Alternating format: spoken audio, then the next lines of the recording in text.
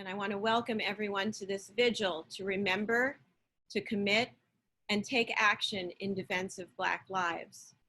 Today, we will hear from Workers' Circle youth, college students and board members, internationally recognized klezmer musician Dan Kahn, and from Yolanda Savage Narva, the Executive Director of Operation Understanding in Washington, D.C., with which the Workers' Circle has partnered for transformative youth education.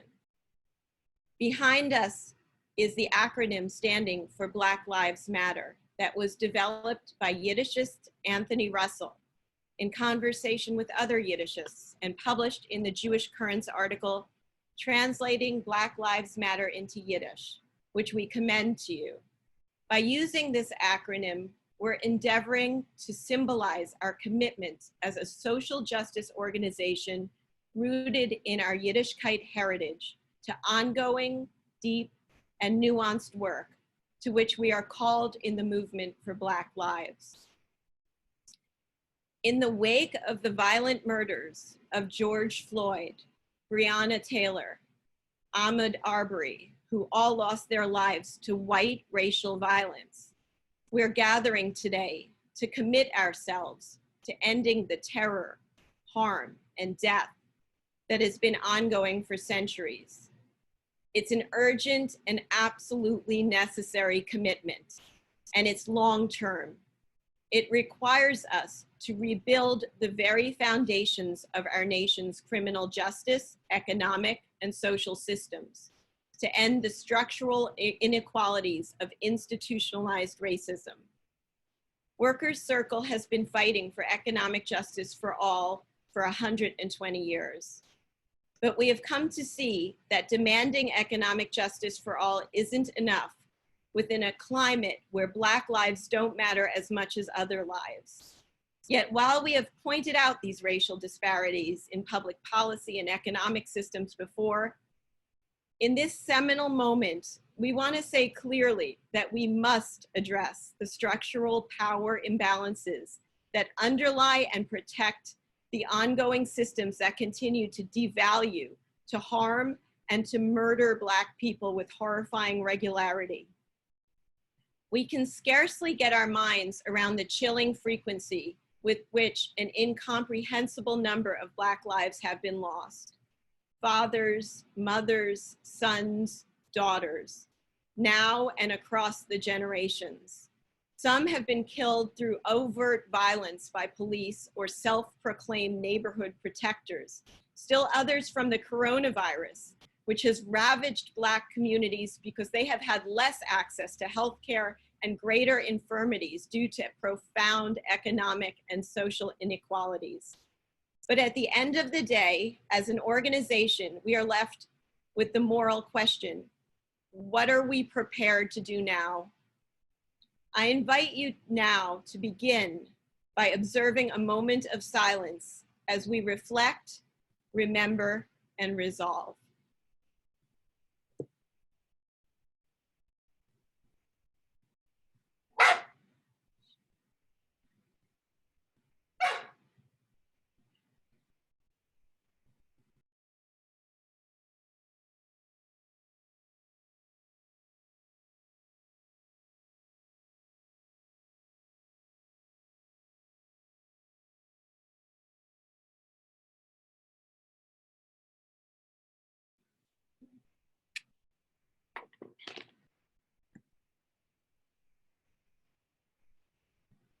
We break our silence to commit to being part of the solution.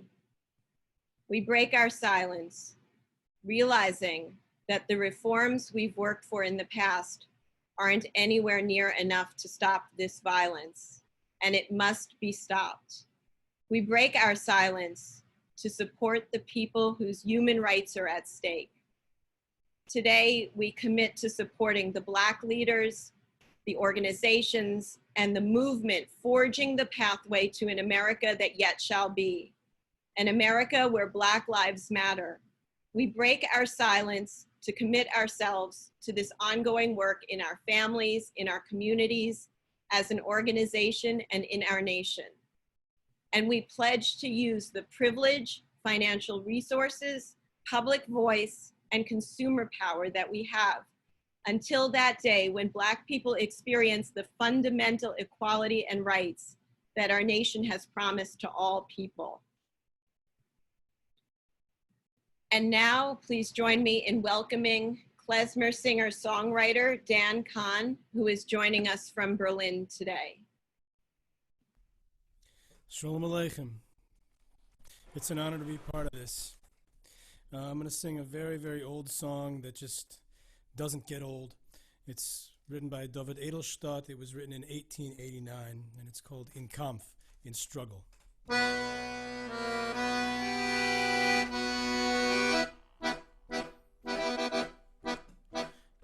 Wir werden gehasst und getrieben, wir werden gejagt und verfolgt, und als nur der weil wir lieben, das arme schmachtende Volk, das arme schmachtende Volk, hated and hunted and driven, turned out and chased from your doors, and only because we have given our love to the weak and the poor. Schmied uns in eiserne Ketten, wie blutige Chayes uns reißt. Ihr kennt unser Körper nur Teiten, nur nicht unser heiligen Geist. Ihr kennt uns der Morden Tyrannen, neue Kämpfer wird bringen die Zeit, und wir kämpfen,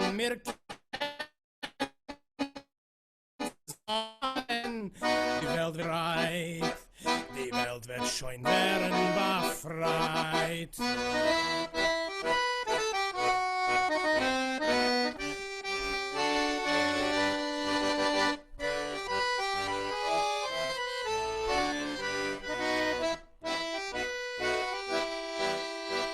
You tyrants may murder or beat us, new fighters will rise in our place, and we'll fight and you'll never defeat us. We fight for the whole human race. We fight for the whole human race.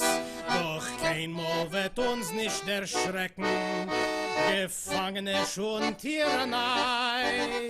Wir müssen die Menschheit erwecken und machen sie glücklich und frei. Machen sie glücklich und frei. Thank you, Daniel Kahn. And now we welcome Alice Kendall Zasloff from our Youth Stand Up for Justice in Manhattan Shula, who will introduce Yolanda Savage Narva of Operation Understanding in Washington, D.C. Hi everyone, I'm Alice Kendall Zasloff, a member of the teen group Youth Stand Up for Justice, and I'm so happy to introduce Yolanda Savage Narva, the Executive Director of Operation Understanding. Through my work with Operation Understanding, I've realized that it is a Black and Jewish teen group that is absolutely focused on social justice and leaving this world a better place than when it started. I had the pleasure of meeting some teens from Operation Understanding, both on a civil rights tour in Washington, D.C., and on a civil rights tour in New York City and Harlem. When I met them in Washington, D.C., we got to share dinner, and I really got to realize that Operation Understanding is completely focused on dialogue, love, activism, lobbying, and everything good for the world. And then when Operation Understanding met the Workers' Circle in New York City before the Harlem tour, we had many back and forth dialogues that were extremely productive, and the teens from Operation Understanding taught me about some very, very important civil rights leaders.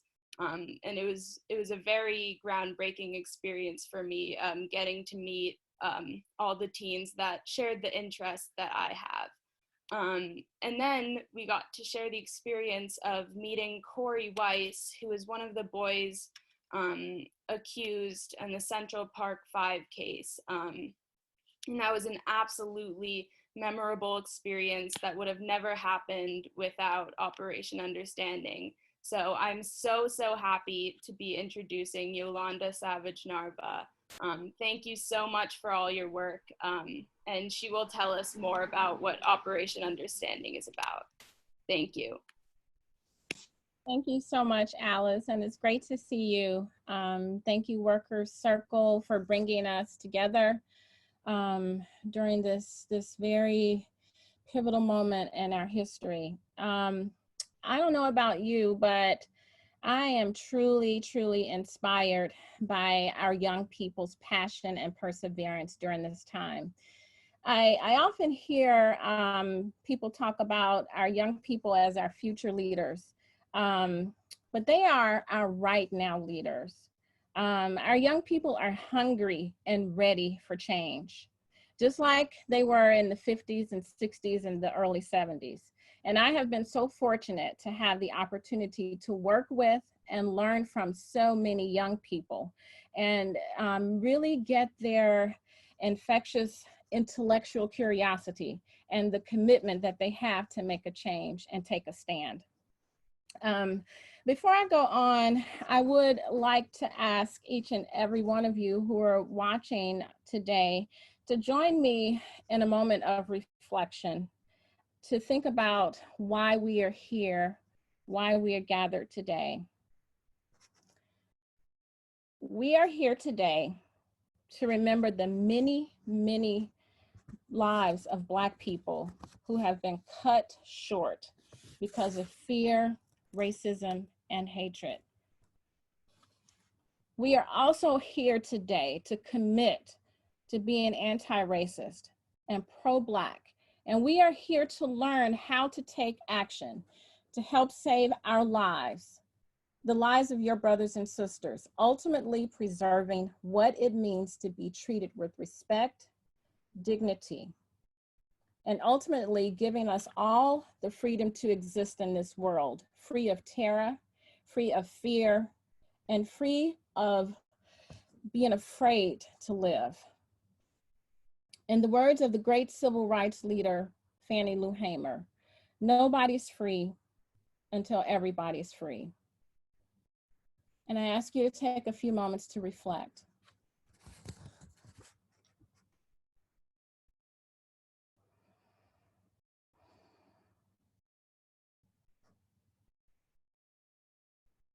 Thank you. As Alice mentioned in her introduction of me, I am the executive director of a nonprofit organization called Operation Understanding DC. OUDC is an organization that has dedicated the past 26 years to provide youth and the broader community with the tools and the knowledge needed to dismantle the systems of oppression by eradicating racism and all forms of discrimination and anti-Semitism. Our goal ultimately is to create an intercultural community where all people are embraced and valued for who they are and what they uniquely and collectively contribute to our society. Operation Understanding DC has over 650 alumni who have participated in this program. And they are busy creating networks of communities who will take charge of this fight against the very things we are dealing with today. So our program currently is divided into 3 pillars.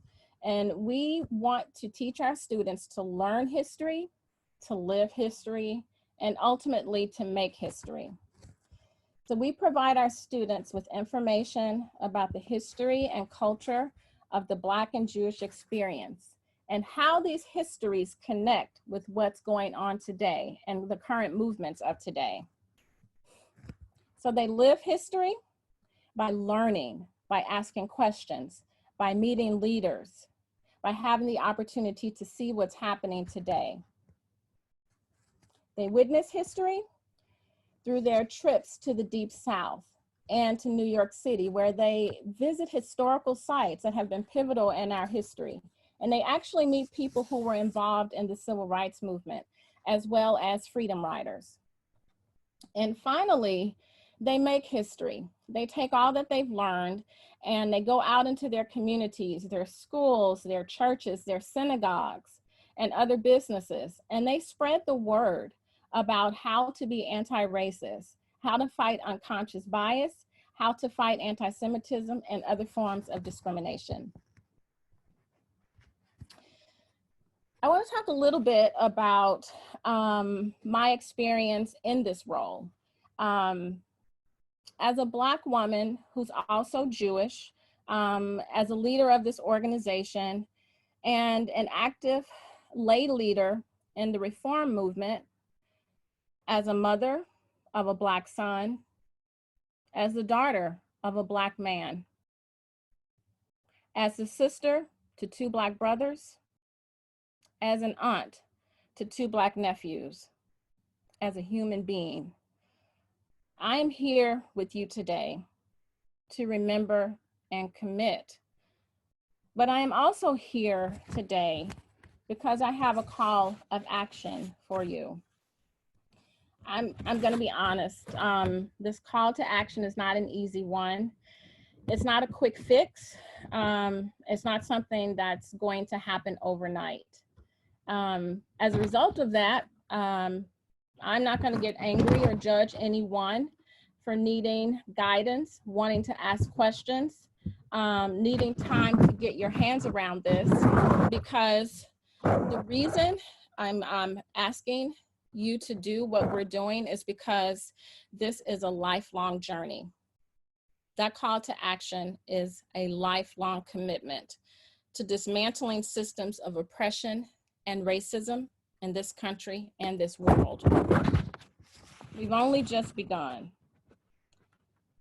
Black people have been doing this ever since we were brought here in chains as enslaved people. And so my first call to action to you is asking you to commit to this for your entire life. The second call to action,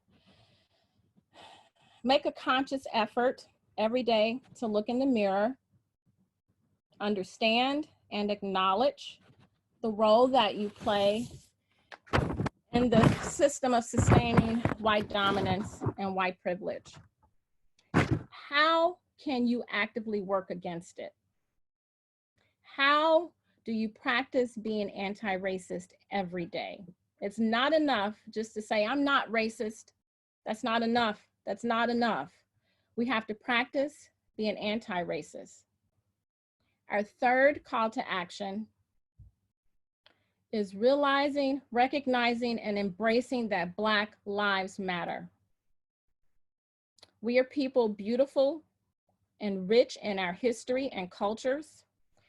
And we're asking you to actively work with us to fight against racism and embrace the beauty of Black lives. Those are 3 calls to action that I have for each and every one of you on the call today. And lastly, I want to share some Jewish text with you that I've used in many of my talks, and it always brings me back to the importance of our Jewish values and where we are in our hearts. And this is from Leviticus chapter 19, verses 17 through 18. In the Torah, Jews are taught to accept others without prejudice or bias. The Torah states, you shall not hate your kinsfolk in your heart. Reprove your kinsman, but incur no guilt because of him. You shall not take vengeance or bear a grudge against your countrymen. Love your fellow as yourself. I am the Eternal. Second, in the Talmud, we learn that all people are descendants from a single person, so that no person can say, my ancestor is greater than yours. God created humanity from the 4 corners of the earth: yellow clay and white sand, black loam and red soil. Therefore, the earth can declare to no part of humanity that it does not belong here, that this soil is not their rightful home. Stay strong, stay committed, review your calls to action, and thank you very much. Thank you, Yolanda, for your powerful words. We're now going to turn to Edgar Romney, who's the Social Justice Chair of the Workers' Circle Board and Secretary Treasurer of Workers United. Edgar's going to reflect on our mission of advancing worker rights, immigrant rights, and economic justice as part of the fight to end structural racism and to make good on our nation's promise for all of its people. Join me in welcoming Edgar Romney. Thank you very much, Anne, and good afternoon to all that has joined today. I'm very pleased to be here with you and to be able to share some comments and some reflections for a number of reasons. You know, the first one I'd like to talk about, okay, is that my own heritage. I was born in the mid-1940s when it was almost an exclusive Jewish community. I went to my first Seder when I was about 7 years old. Those of you that know anything about the Lower East Side, you'll know about the Education Alliance and the Henry Street Settlement, which I was a product of. I went to yeshiva school with my friends on Saturday, and they went to Sunday school with me on Sunday. And so I grew up in a Jewish tradition, and I'm so proud of the work that the Workers' Circle is now doing and has been doing for so many years. We are at an extremely pivotal moment in our history. I'm also a product of the civil rights movement of the 1960s, and I've lived through and participated in just about everything that has transpired over the last 50 some odd years. I've always been hopeful and inspired by things that were attempted, but very little has been sustained.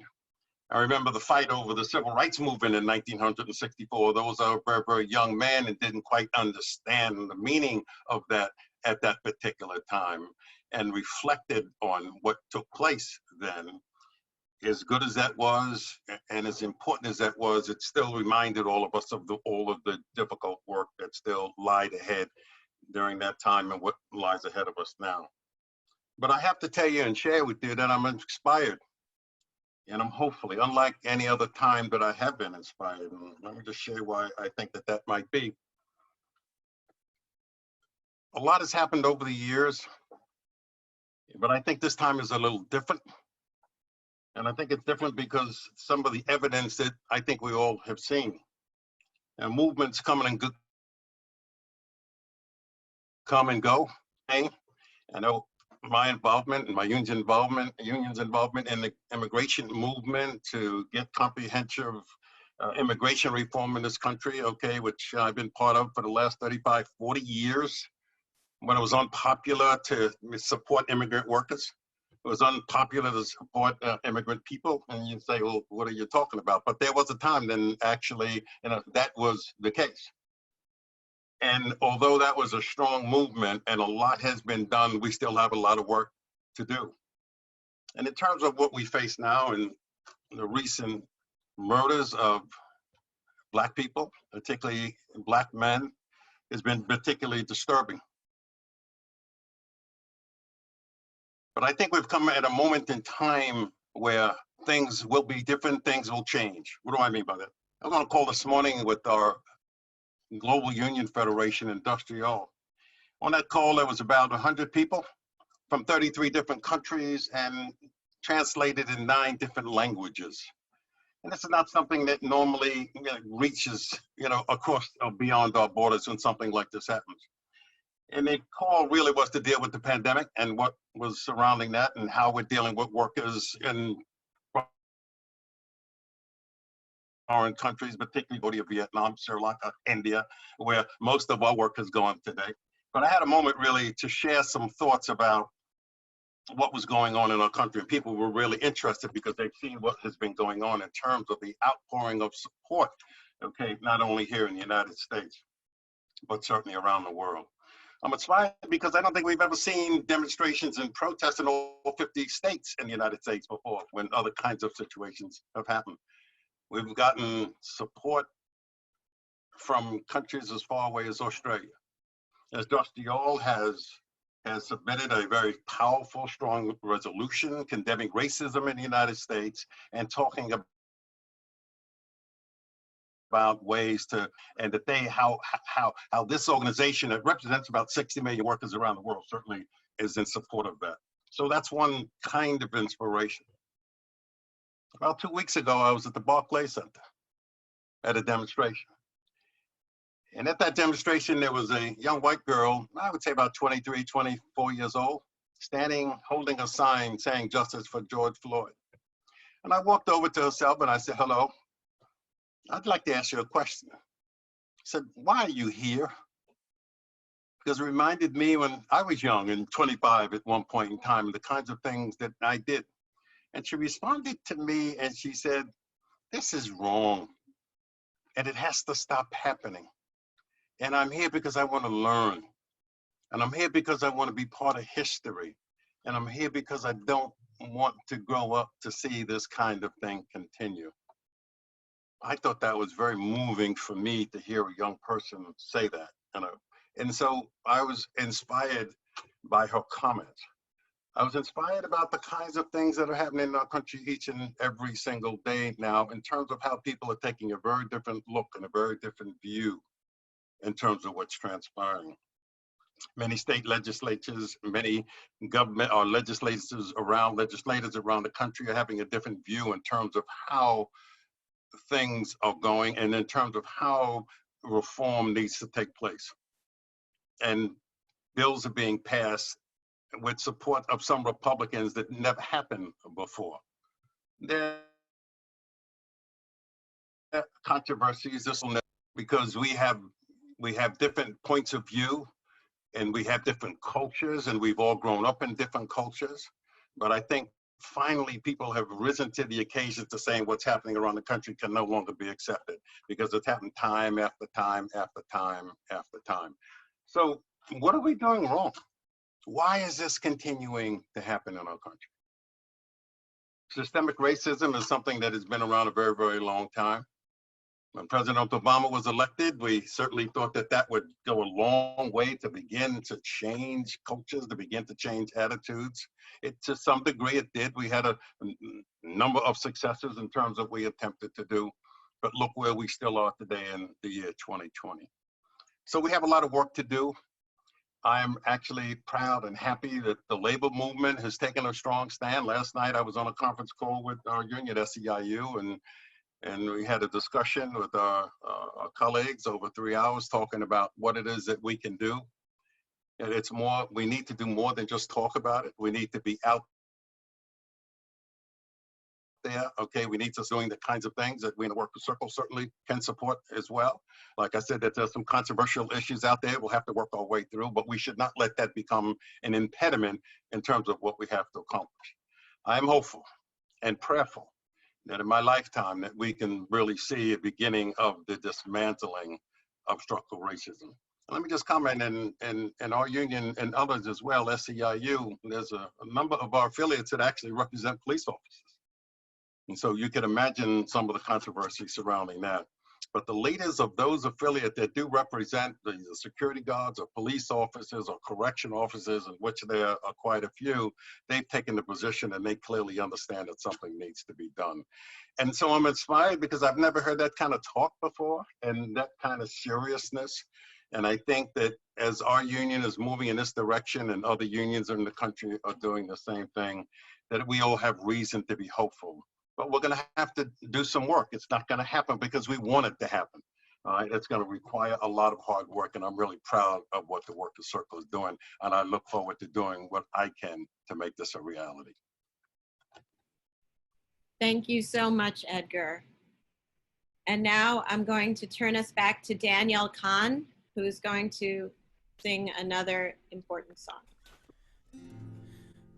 Thanks so much. Thank you for your words, Edgar and Yolanda.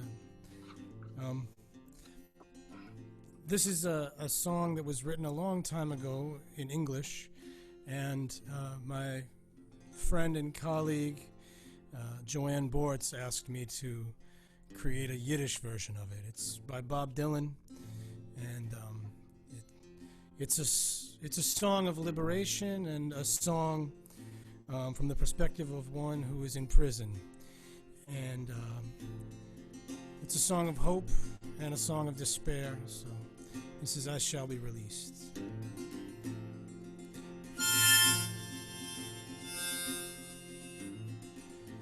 Die ganze Welt ist voll mit Sonnen und wie ein Jahr ist jede Show.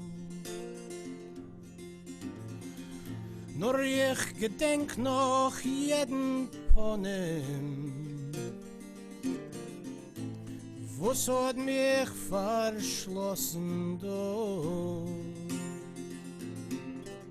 Mein Morgensohn wird scheinen,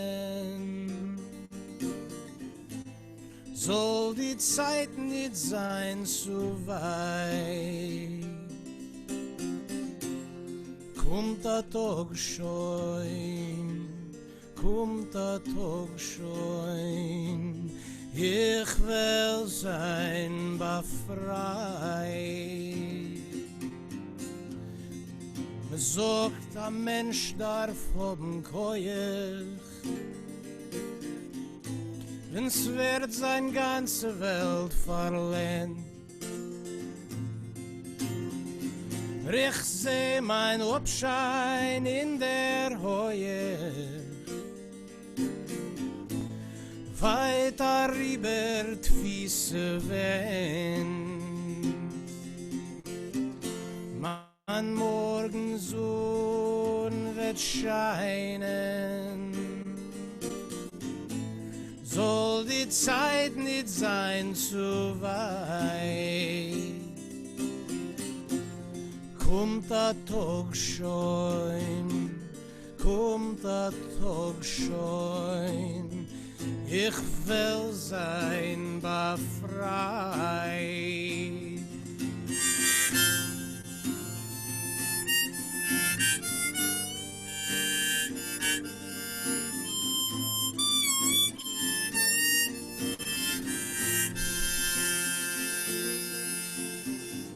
Dort steht a Jagd in jener Bande, lost a Reus as a Gewein.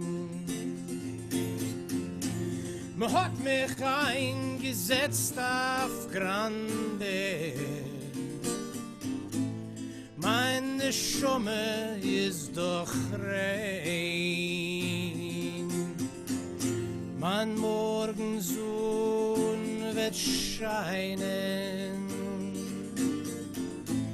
soll die Zeit nicht sein zu weit.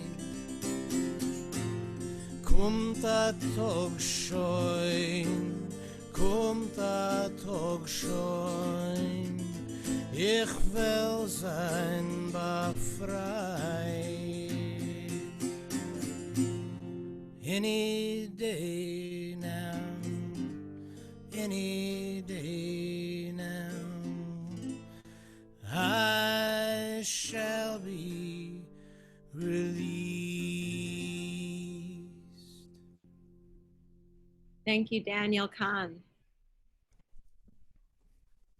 The Workers' Circle members have been on the front lines of protests over the last week. Please join me in welcoming Emma Kosoy, who's a junior at Fordham University and an organizer with our Workers' Circle College Network. Emma's going to read a statement from Noah Barron. Noah is a junior at NYU and an organizer with our college network. They were unable to be with us today, but they have been protesting in the streets of Chicago. Welcome, Emma. Thank you, and thank you so much for the words of everyone today. These reflections are from the streets of Chicago. I felt called to the streets for many reasons. Because I deeply believe Black Lives Matter. Because I'm physically able. Because I'm angry and ready for change. I think protesting is part of the work of healing this country, but I also know that this work does not end when we go home from the marches and the rallies. Protesters took care of one another in the streets. I saw fellow protesters passing out pumps of hand sanitizer to anyone who needed it. To me, that small example of caring for one another is a reflection of what I'm working for, what we're working for, a world where we all care about one another. As a Jewish person, I protested because I believe that we can build a better society. 120 years ago, the founding members of the Workers' Circle had the same radical idea, that we can build a society where individuals, systems, and the government really care about people. I think that we can build a country that fully values Black lives, but only if all of us join that fight. Thank you. Thank you, Emma. So we've reached the closing of our vigil, and the question remains, where do we go from here? We all need to acknowledge today that we still have a lot to learn and a lot of work ahead to right the terrible wrong that we find ourselves a part of. Our first step is to pledge ourselves in a serious way to the ongoing work to bring about an end to the United States' systemic racism and racial violence. We want to bring all of who we are, our financial, voting, consumer, and policy power, as well as the strength of our Workers' Circle mission to decisively advance racial equity as we work for worker rights, immigrant rights, and economic justice. We invite you to read our statement and to pledge with us to be in this fight and to commit to the long-term work to bring about long-term real-world change. The next step is to get ready for the Movement for Black Lives 6/19 mobilization on Juneteenth weekend. That's June 19th through 21st. Together, we'll take action with hundreds of thousands of people from home, in your community, or in Washington, D.C. There'll be more information to come. We will be presenting virtual education programs that will deepen our understanding of the historic and present day systemic racism and racial violence in the United States. We will take our learnings and apply them to real-time activism for racial equity and social and economic justice.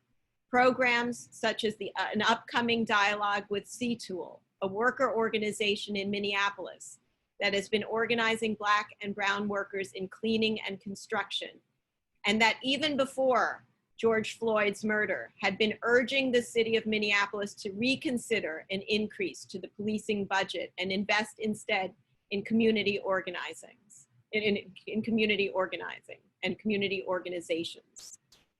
We know that reform is imperative, and it's also not enough in a nation where Black and brown lives are considered expendable.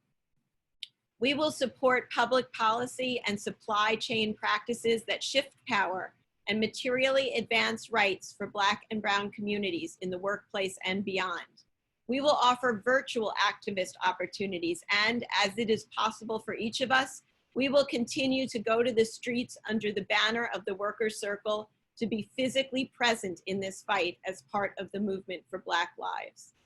Please visit circle.org to learn more and make sure you signed up to our email list. This will ensure you're notified of upcoming opportunities for education and action. I thank all of you for joining us today. I wish everyone safety and good health. Sei gesund.